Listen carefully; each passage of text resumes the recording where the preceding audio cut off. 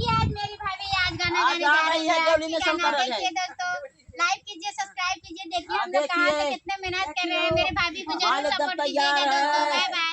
मेरे गाना गाने जा रही हूँ, गीत गाने जा रही हूँ, देहाती गीत है। देखिए दोस्तों, आप लोग देखते रहिए। मेरी भाभी चमक चमक करके डांस करेंगी। देखिए हाँ भाभी, आप गाना गाइए। हम तबाई ने नुआ का बतिया हो, हरे बतिया हो, रतिया तबाई ने नुआ का बतिया हो, हरे बतिया हो, रतिया मुहानो जावा। हम तबाई ने नुआ का बतिया हो, हरे बतिया हो, रतिया मुहानो जावा।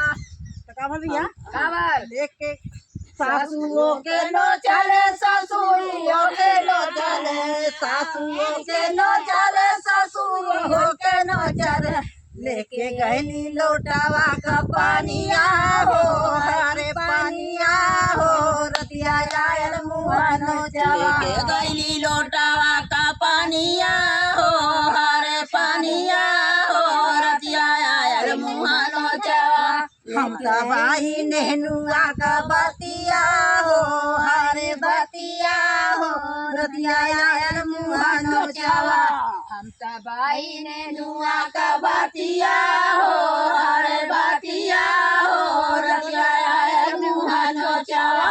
जेठाओं के नो चले, जेठानियों के नो चले, जेठाओं के नो चले, जेठानियों के नो चले। लेके गैली लोटावा का पानिया हो, हरे पानिया हो, रतिया आयल मुहानो जावा। लेके गैली लोटावा का पानिया हो, हरे पानिया हो, रतिया आयल मुहानो जावा।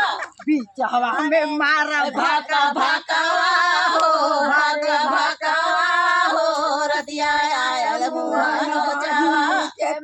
धूपा धूकावा हो, धूका धूकावा। जब से आयल तबाई ने नुआ का बतिया हो, हरे बतिया हो, रतिया आयल मुहानो जावा। हम तहाई ने नुआ का बतिया हो, हरे बतिया हो, रतिया आयल मुहानो जावा। देवारों के नो चले, देवरानियों के नो चले, देवारों के नो चले, देवरानियों के नो चले। लेके गहली लोटावा का पानिया हो, हरे पानिया हो, रतिया आयल मुहानो जावा। लोटावा का पानिया हो, हरे पानिया हो, रतिया आयल मुहानो जावा। हम तबाई ने नुआ का बतिया हो, हरे बतिया हो, रतिया आयल मुहानो जावा। तहाई ने नुआ का बतिया हो, हरे बतिया हो, रतिया आयल मुहानो जावा। साइया के नो चले, सवातियों के नो चले।